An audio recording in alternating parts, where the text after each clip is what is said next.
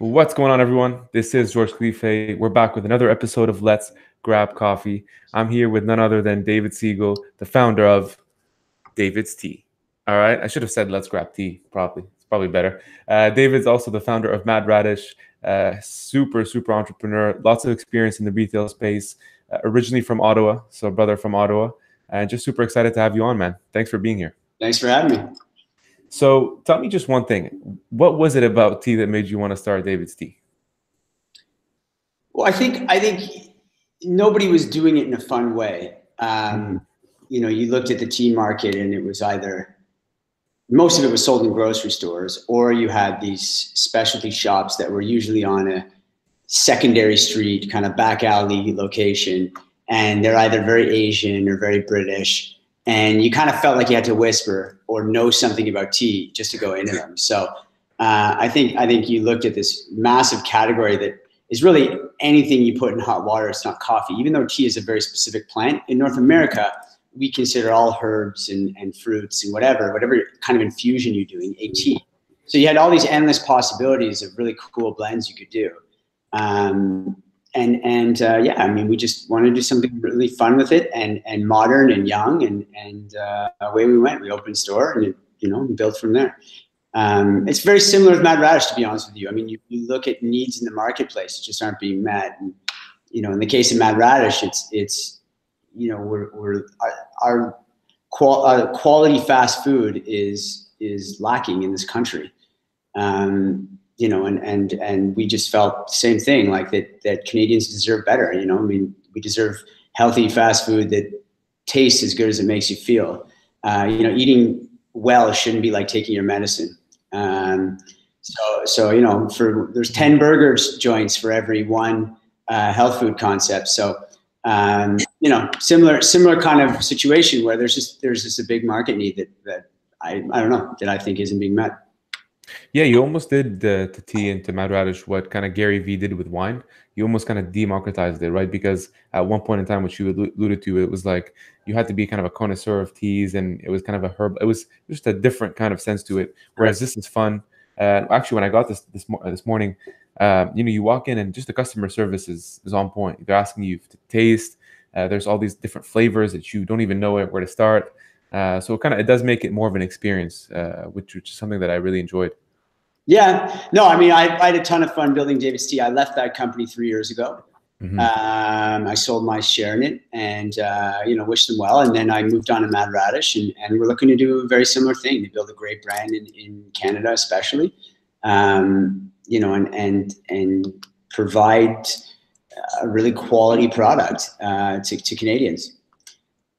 Walk me through kind of the starting point up until that kind of transition, David, and what you learned. I want to take kind of lessons from DAVIDsTEA and then lessons into Mad Radish, just because you have, such a profound story with both of them. Well, they're very different businesses. I think DAVIDsTEA is a sales culture. Mm-hmm. You walk into DAVIDsTEA and say, "Hi, welcome to DAVIDsTEA," and you get that really bubbly, smell this, smell this, smell this, smell that, and it's this very engaging experience. Fast food is very different. You're looking for a quality product quickly, and you want to get in and you want to get out, and you want consistency, and you want it to be tasty, and you want to make you feel good. So the level of it's a much more operational environment than a DAVIDsTEA. Mm-hmm. From a brand standpoint, I think it's similar. I think with food, it's even more pronounced where, so at Mad Radish, for example, every time you order with us on our app, or you scan your account barcode with us at the cash, we donate a serving of fresh vegetables to someone who needs it in the community through Canadian Food Centres Canada. Now, Canadian Food Centres Canada, they reinvented the food bank. The food bank model used to be the beggars can't be choosers model. Anyway, it's this amazing organization where they give people in need healthy food. They eat together as a community. They cook together as a community. And it's much more of an uplifting environment where they're able to help these people get back on their feet. So we saw that. We wanted to tie in, so we felt it was a great time for us because just, when you're dealing with food, especially healthy food, the brand component becomes so much more important. Like food is emotional, right? Yeah. So like, all of our packaging, for example, we're 100% compostable. And we're just trying to build a company that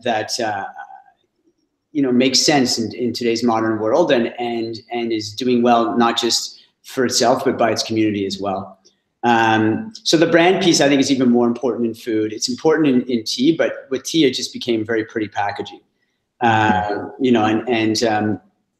Yeah, I mean, I think product is still, in both cases, is king.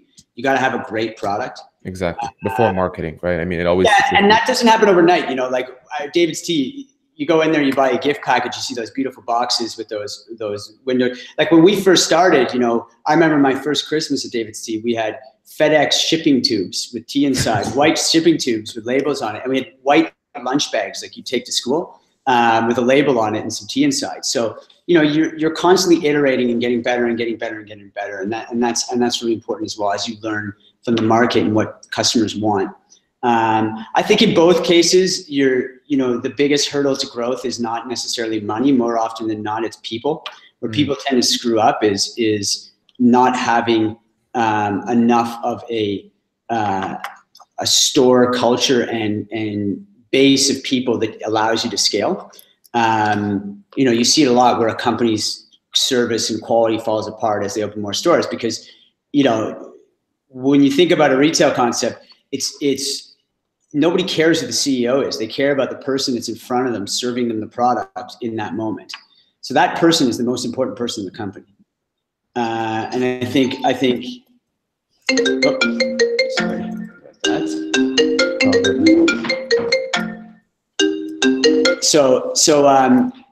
Sorry about that. So I think I think that applies to both DAVIDsTEA and Mad Radish. Just the criteria for what makes a great store employee is a little bit different in a Mad Radish environment versus a DAVIDsTEA environment. Yeah, I mean, those are some of the key things. Real estate is obviously extremely important in both cases. Yeah, I mean, at the end of the day, retail is about being able to create something that people want to be a part of, and getting great people to come on board and help you grow it, and letting them kind of make their contributions and make it theirs, and being willing to let that kind of grow and foster. You plant the seed, but you got to let it grow too. Yeah, it's a very interesting concept that you just touched on, because usually when you think of like tech entrepreneurship as an example, say you had a software or SaaS business, the CEO, obviously the senior management team is very critical. What you're pointing out is like the first impression is always the person who's servicing the end customer. How do you instill the culture, the value, the vision that you want into the kind of the front line so that gets translated into the customer? Well, I mean, you have to be present. You have to be in the stores. You have to be demanding of that culture and also celebrating that culture. So customer service for us is everything. I mean, I will personally visit a customer and respond to a customer. It's a mentality. It's an attitude. You have to, like my partner had a great thing where usually when you do an org chart, the CEO is at the top. Mm-hmm. But in retail, you almost want to flip the org chart so that the store team is at the top, not the bottom, and the CEO is at the bottom. Meaning that's kind of the mentality you want to have, in the sense that your job as a head office. So we even changed the word from head office to support office, because you're there to support the stores. And I just think it's an attitude that has to be pervasive throughout the company. And even when you think the customer is wrong or trying to take advantage of you, my philosophy is you still have to do right by them. I'm old fashioned that way. I really do think the customer is always right. And you just have to have that philosophy, and you have to be present. You have to be in those stores. You can't be in an ivory tower at head office all the time. And are you talking to customers as well? And when you do, what sort of conversations are you having? I mean, how's your meal? What do you think we could be improving on? Is there anything you'd like to see that you're not seeing on our menu or with our service? People will open up to you, and you have to read the various emails that you get. You get lots of them, especially in today's world. Mm-hmm. But I mean, the key though is that you can't. I don't think you can jump on every single piece of feedback you get, especially with something like food, because everybody has an opinion and everybody has a different taste or whatever. You have to look for common threads within the feedback that you're getting and the data that you're seeing as well. At DAVIDsTEA, if we walked into a store and I asked the staff, I'd say, hey, you're with the customer every day. what tea do you think we should have that we're not carrying? You know, one person would turn to me and be like, lavender, we need a lavender tea. And then, you know, in the early days, I'd call up and be like, we need a lavender tea. Sure enough, we get a lavender tea, and the thing didn't sell. Like, nobody bought it, right? It's because, why? Well, because one random person walks in the store and asks for lavender tea. Where you're successful is if you go into 5 to 10 stores and then you ask, what do you think we should sell? And then they say lavender, they say coriander, whatever. They give you 3 different blends that are different from each store. But you have one that's common. So 5 out of the 7 stores says banana tea, for example. Well, then you know banana tea is probably going to do well for you. And sure enough, it usually does. So I think you're looking for common threads in the information you're getting. But you have to be looking at a lot of different sources for that information. Most importantly, the customer. Yeah, it's that consensus. I mean, now that you have a second successful venture, you obviously have certain patterns that you kind of knew going into Mad Radish that you probably learned throughout DAVIDsTEA. What were those kind of learnings that you just didn't want to repeat that might have been mistakes in the past?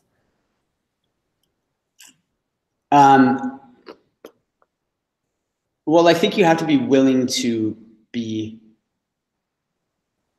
Nobody likes turnover, but I think you have to be willing to make hard moves to get the right team in place to be able to grow. And when you see that there's someone who is who's still valuable potentially to the organization, but not someone. What a lot of startups do that I think is a bit of a mistake is the founding team becomes the executive team. And the founding team is not necessarily the team that should be the executive team. And that becomes very difficult for a founder as you scale, as you're successful. So that's something that at DAVIDsTEA we went through as a growing pain that I think we could have managed better. Yeah, I mean, there's that. There's other things. I got to tell you, Mad Radish is a completely different business. It's the food business is very different than tea. The expectation is very different. You know, yes, I learned a lot from DAVIDsTEA that we're applying, but there's also things that we're learning, quite a bit that we're learning in Mad Radish that you know, the customer acquisition strategy is a little bit different. It's easier. For example, DAVIDsTEA, we did tons of sampling. Well, that's much easier when all it is hot water and leaves and crap, you know, and in a thing you can bring anywhere around. You can do all these different events. So I mean, that's much more difficult. You know, doing remote events, for example, in Mad Radish is much more difficult. So much more costly. So, you know, you find different acquisition things that are much more effective in this environment. I think one of the biggest differences is that in the tea business, the person behind the counter can really make the difference on service. But in Mad Radish, the person behind the counter can make the difference on service. They can impact the product, and they can impact your margin, all in one shot. So it's even more, training becomes even more important. Like the management and processes become even more important. So I think you know, there are different things that we're learning along the way, and yeah, you know, I mean. Product development, I would say, is very similar, and I learned a lot from DAVIDsTEA in terms of how to develop product. But I think the biggest difference too is that you know, you have a bit more of a steadier hand the second time, I find, than the first. Yeah, I think it's also like you just did such a great job with branding. I mean, that's probably like such a superpower of yours, just because, you know, obviously, well, the name's on every one of these cups, but just more than that, like, it's so recognizable. I mean, to get to that level, and Mad Radish is definitely in that kind of zone now where like people just know the name, and that's very difficult to achieve. Wouldn't you say so? I mean, like, just to get to that level, it's far. Well, I mean, my favorite phrase is that it took me 10 years to be an overnight success. I mean, Mad Radish is just starting out, but with DAVIDsTEA, people, you know, like, it took us time. I mean, it wasn't. I used to walk in. I see a lot of similarities where when I walk in a room now, well, I have half the room knows the company, knows Mad Radish, loves the product. The other half doesn't. DAVIDsTEA, that used to happen all the time. I mean, now people know the concept and it's pretty well established in Canada. But like, you know, you go back 6 years ago, 5 years ago, even, like, I'd say half those people had no idea. So, I mean, it takes time. You have to get out there and you got to shake hands and you got to really get people trying the product, and it has to be a great product, and the company has to have great values, and you got to be able to get an amazing team behind you that really is passionate about that and wants to get out there and tell everybody about it. So, no, it's very similar. I mean, in that regard, I mean, it's being able to stick with it and show up every day and really, tell people about something that you feel is amazing. And then you get validation along the way or not, right? So when you get validation, then okay, like I'm onto something or not. And then you're like, okay, we need to change something. And can you tell me something, man? I mean, I think Reid Hoffman talks about this. It's like the valley of the shadow. Every entrepreneur kind of goes through this point where you're just like, screw this, I'm over. Like, I can't do this anymore. If you had these experiences, what made you want to persist? Well, I mean, I think there's a difference between you have something. I think as an entrepreneur, you have to be brutally honest with yourself. I think you have to be able to look at the facts and I've seen entrepreneurs who continue on with ideas that clearly aren't working. And then there's a difference between that or when you have an idea that's kind of working and needs to be iterated and evolved and improved. The latter can be extremely frustrating, but I'm not one to walk away from something that I think has legs. And usually if I think it has legs, it's because there are some facts on the ground that indicate that. So I think that's sort of, at the same time, like I had a company before DAVIDsTEA that didn't work, and I had to walk away from it, and it was in the software space, not my game, as it turns out. It was related to retail. I had a company around, it's called Fitting Room Central. We captured what people were trying on in the fitting room and compared it to what they were buying. So we gave them this conversion rate of the fitting room. And the idea was when you try something on, you like the look of it, you're evaluating it on the rack. And then when you put it on your body, you're evaluating fit. So when you look at whether something's selling or not selling, you don't really know why, but this information will give you more insight as to why. And I pitched it all across every single clothing retailer you can think of. We even got a pilot at Macy's on 34th and 7th. But fundamentally, it was a nice to have, not a need to have. And, it was a big IT commitment. There's no such thing as the cloud in those days. And long story short, it just wasn't a good business. It was a good idea. It was interesting. I love that word in business. Interesting is kind of a dirty word in business because it sort of means like, what you want to hear is like, when can you deliver? Not interesting. So interesting is very academic. And so like interesting, I kept thinking I was close, but I wasn't. And it was these long sales cycles. And eventually I just stopped. I said, you know what, this isn't working. And I had to walk away and lick my wounds and pick myself up and do something else. And, I've always loved retail. I worked in retail as a kid. And that's when the idea for DAVIDsTEA came about. And, I feel very comfortable in environments where I'm getting some traction, but not as much as I'd like. And what do I need to do to fix that?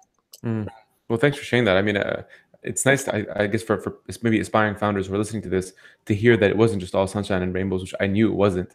Oh, it never is. Anybody that says that's lying. It's not. But you have to love it. You have to enjoy it. Well, you have to love the challenge of it. I mean, I think you do. You have to love the mental game of it.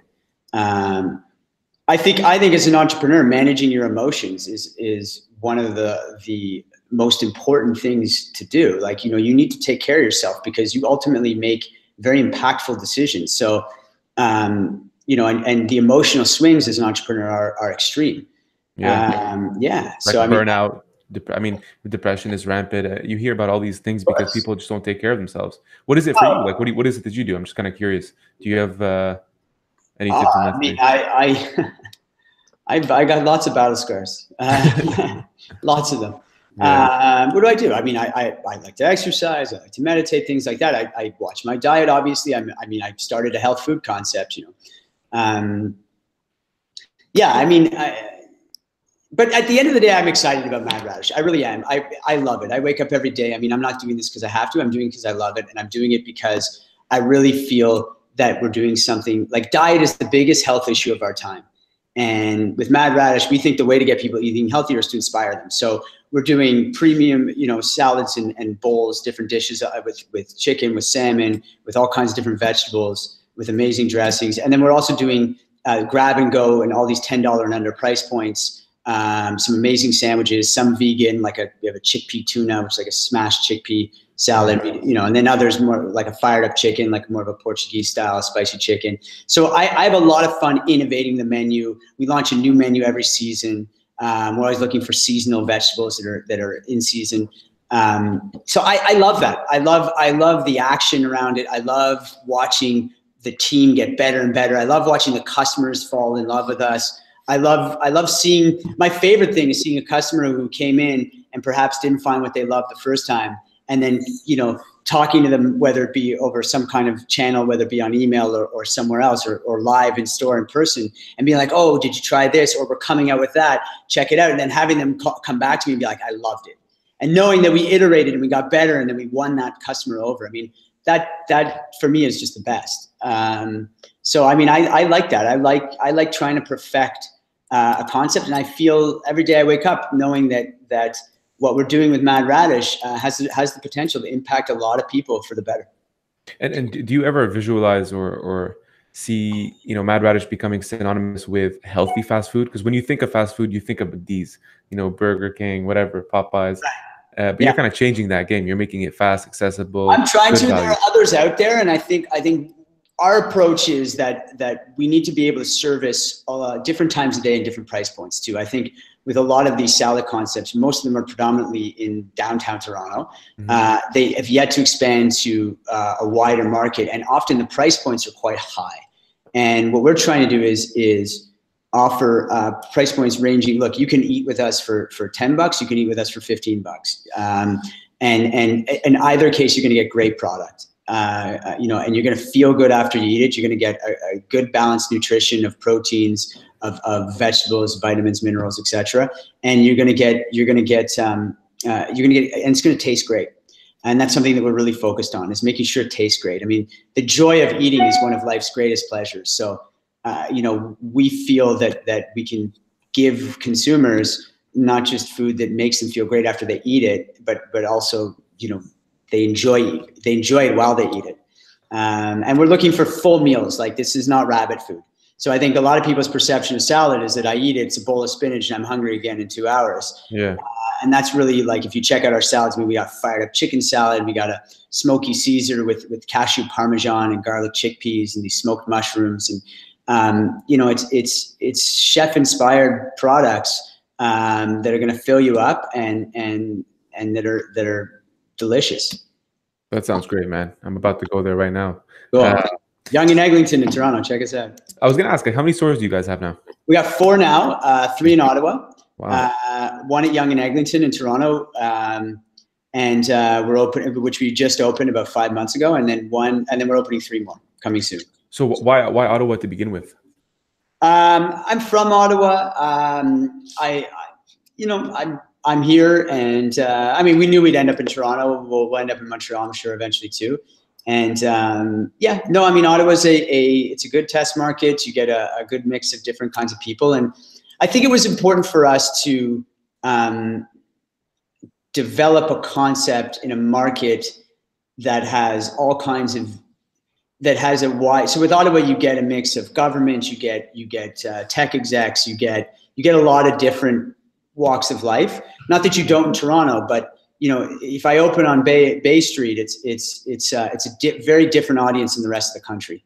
So we just wanted to make sure that we cast a wide net to try and understand the market as a whole.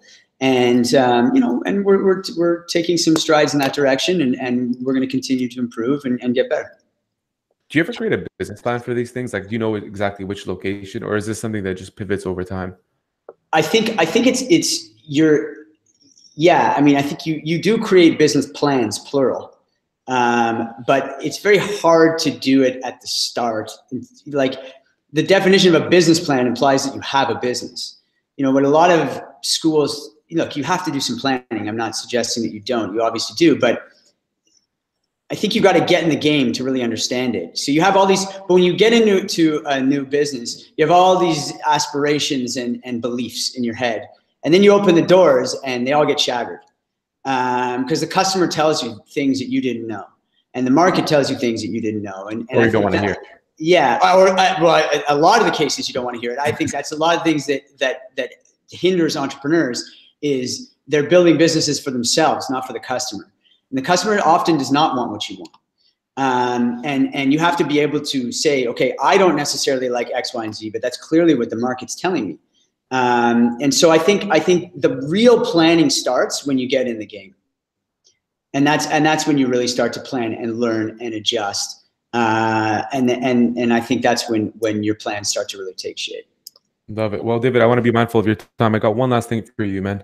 For someone listening to this who wants to start a business, preferably in retail, what advice would you give them, given what you've learned so far?